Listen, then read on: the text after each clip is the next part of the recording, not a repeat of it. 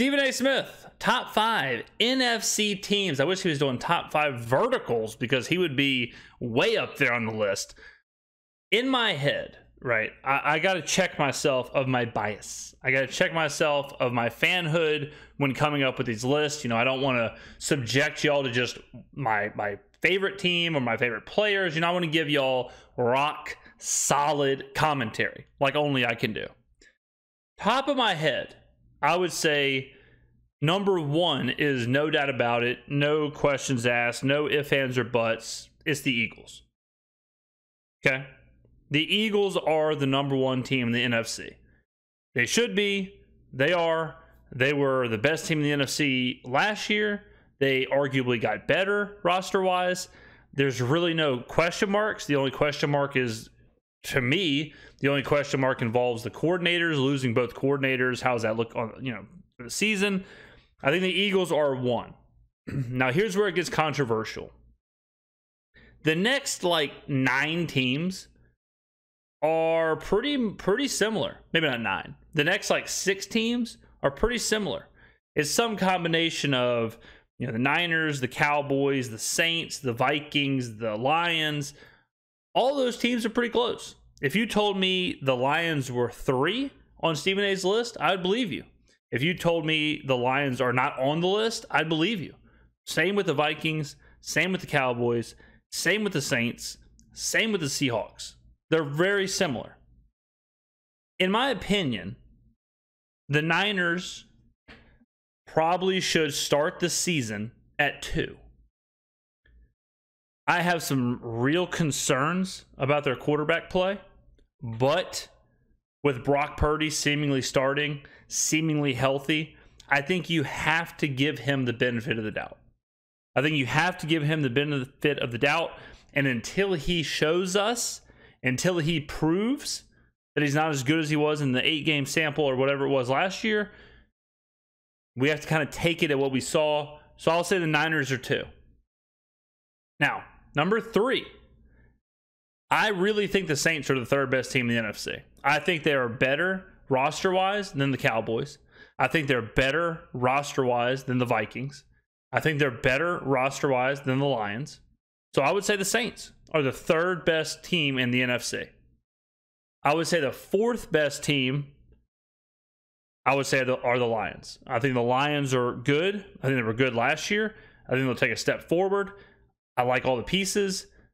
I like Jahmyr Gibbs. You know, I like a lot of what they're doing, and it seems like those things are just going to get better.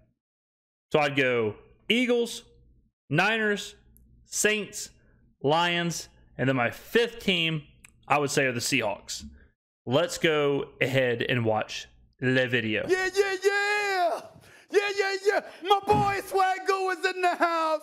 So you know if I'm going to do this, I got to do it with energy, baby. I got to roll around and show him how an A-list is done. Okay, it's the preseason. It hasn't started yet. But when we talk about the top 5 NFC teams going on right now for the latest version of Stephen's A-list, keep in mind, the list is fluid. Oh, there we go. The list is fluid, okay? Let's go to number 5.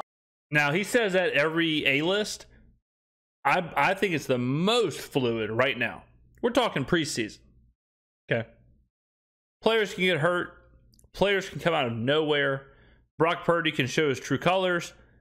All that stuff can happen, and we're totally okay, or we should be able to say, I had it wrong in the preseason. Here's my new list. Every week. I do a top 10 every single week throughout the NFL season. It changes every week. It should.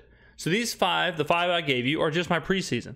And we're going to assume the same for Stephen A. We're going to give him the same leeway I gave myself. 5 on the list, please, right here. Give it to me right now. Bam! The new. All right, ladies and gentlemen, we're up front and center. I'm glad we're on the list because, like I said, the Saints or the NFC is jam-packed. They could have easily not been on the list. If Stephen A goes Eagles, Niners, Cowboys, Vikings, Seahawks, no one would have batted an eye. No one would have been like, that's a crazy list, Stephen A. The fact that he's got the Saints on there says what I've been saying since Jump Street.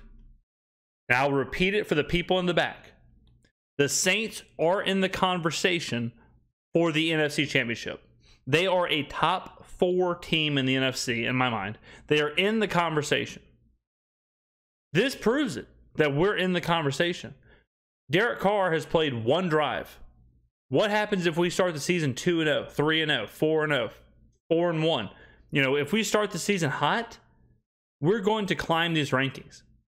Not that the rankings matter, but the fact that we're already in people's focus is a good thing for the Saints. New Orleans Saints, why? That defense is nothing to sneeze at. Last time I checked, Alvin Kamara is still on that team. Y'all know my pet peeves with this. Y'all know my pet peeve whenever teams are, or when players, or when people talk about teams and players and they just name who's on the team. I can't stand it when instead of analysis, we get, they've got Alvin Kamara, they've got Michael Thomas, they've got Chris Olave, they've got Derek Carr. We know who is on the roster. We know who is on the team. On with a couple of weapons at the wide receiver spot, okay? Including my man Olave, and they got their big boy coming back. So you got that situation right there. And Derek Carr got a lot to prove, okay? Along with Coach Allen, so we shall see. But the Saints are nothing to sneeze at. Plus, their division is weak, so you're damn near going to win the South by default, okay? So let's get that out the way. That was a good point. That's a point we've talked about. That's a point that people are sleeping on. For some reason, they fabricated, and by they, I mean big sports media, has fabricated this like competitive NFC South. I don't think it's competitive at all. I think the Saints run away with the division. I think the Saints host a playoff game almost by default. And because of that, they're pretty much the only team on here that you can say that for. You can't even say that about the Eagles. Because if you believe the Cowboys are good, which some people do, then you have to believe that the division could be competitive. I don't think you can believe the NFC South is going to be competitive. So if I told you right now, if I told anybody that the Saints are going to be hosting a playoff game no matter what, you would have to put them in the top 5 just because of that. That's at number 5 on the list. Give me number 4 on the list, please. Bam. The Minnesota Vikings. Now, I know that this is kind of shaky because when the Vikings had a overblown record last year, they weren't that good. But I think people are now underrating the Vikings. I think the Vikings are fine. Just like I was saying with the Eagles and the Cowboys, it's not predetermined that the Lions are going to win the North. It's not predetermined that the Vikings are going to win the North. The Vikings have a solid quarterback. Justin Jefferson, serious passing attack. We all know that. Brian Flores is now there. Will the defense be better? God, it has to be. The defense was absolutely putrid. Garbage. Made me want to vomit all over myself. Last year, you would have to think Flores fixes that. So even though the Vikings were a bit fugazi, I think to drop them completely out of contention, you don't go from winning whatever it was, 13 games to 6 games. I think the Vikings are closer to a 9-10 win team. And if that's the case, like I said, I didn't have them in the top 5, but I don't blame people for having them in the top 5. The Dalvin Cook departure, we'll see. We'll see if Madison and whoever else, if they can fill that void. But, they are consistent. The threats are consistent, I would say. When you look at it right now, you no longer have Dalvin Cook. I get where everybody's coming from, particularly when you saw what Seattle did in getting themselves to the postseason. But I will remind you, there's this dude named Justin Jefferson on that squad who's an ultra stud. Kirk Cousins is no scrub during the regular season. Postseason is a different matter, but we talk about the regular season, right? So you got to go with that, okay? And they had a good year last year, okay? They got blown out by the Cowboys. They got blown out in a couple of big games against the Eagles as well. But the bottom line is this. They're top 4 team. We ain't say they were top 3. That belongs to somebody else. Give it to me right here, please. Give it to me. We all know what this is about right here. This is Micah Parsons. I mean, I don't know. I just don't see it. I think the Cowboys are kind of getting a lot of love with Dak, and a lot of players are getting overblown, and Micah Parsons included. I'm not saying he's not good, but I don't know if Dak and the offense can be good enough to be the 3rd best team in the NFC. Dak would have to be really good. I'll tell you all that right now. Dak would have to be, I would say, probably in that top 10-ish, top 10 quarterback in the NFL kind of world. And last year, he was closer to like a bottom 10, bottom 5. So he has a ton of improving to do from last year if he wants to get this offense good enough to be in the top 3 conversation. I would probably have the Cowboys somewhere probably 7 or 8. You know, obviously it's going to be the 49ers and the Eagles are going to be 1 and 2. The Lions, I think, are better than the Cowboys. The Seahawks are better than the Cowboys. So that's a big jump. That's a big jump. They have a high ceiling, I would say, but I don't know. I'm not sure why. Like, I'm not sure what the Cowboys have done this offseason or what they showed you last year to where you would just vault them into a top 3 team in the NFC. I think the Cowboys are one of those teams that are kind of on a downslope. They probably need to figure out that next quarterback. They need to figure out the next step. You know, they obviously got rid of Ezekiel Elliott, so they're kind of in that rebuilding zone. They're kind of accepting that, okay, the guys who we've had for the last 8 years or whatever it is, those guys are gone. You know, we need to shift. If that shift is Tony Pollard and you know, Micah Parsons is the face of the franchise now, Dak Prescott is probably the last shift. Mike McCarthy would be one of the last shifts. Getting away from McCarthy, getting away from Dak, getting that next chapter of the Cowboys franchise, that's where they're at. They're closer to that downslope than they are to ascending to like the top of the NFC. This is Trayvon Diggs. This is Stephon Gilmore. This is DeMarcus Lawrence. This is Quinn, the defensive coordinator.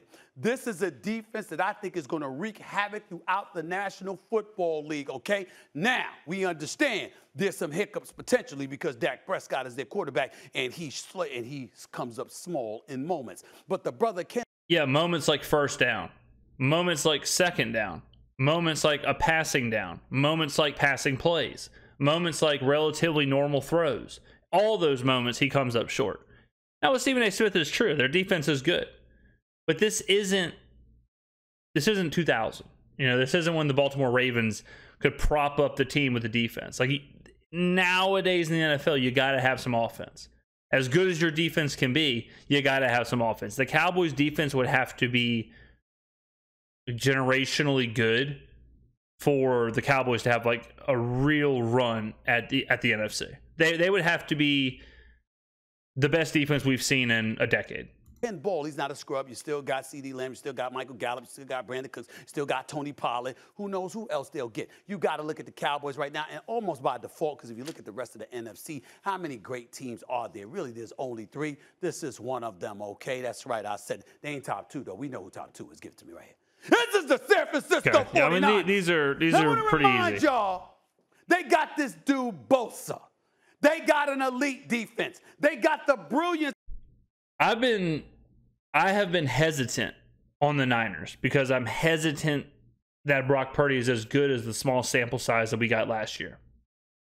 But I will say, if Brock Purdy does put in another season like last year, the Niners are far and away one of the best 2 teams in the NFC, for sure.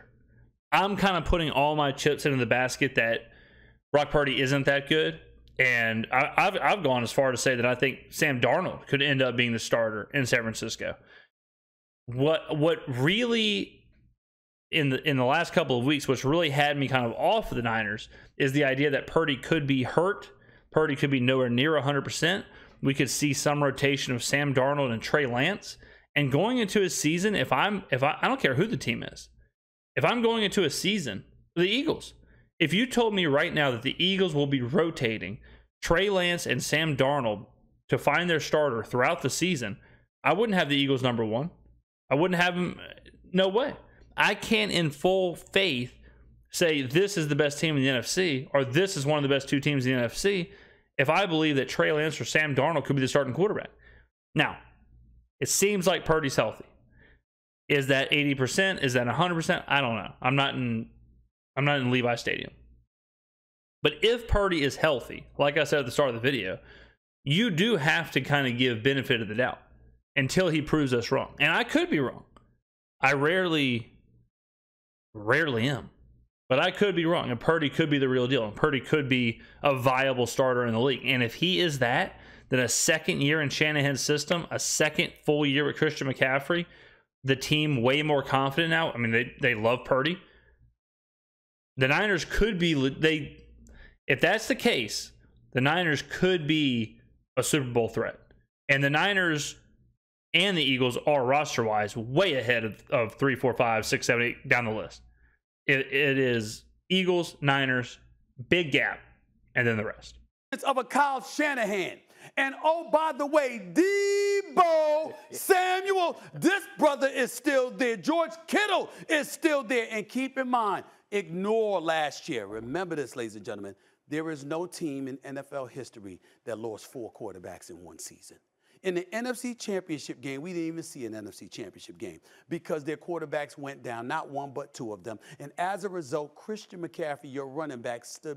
I don't think you can ignore the last season. I think you can ignore the NFC Championship game, but you can't ignore the full season because Brock Purdy played. So, and man, it is a shame that we didn't get to see a full-strength Niners team against full-strength Eagles team in that game. It is a shame. Us as football fans lost that day.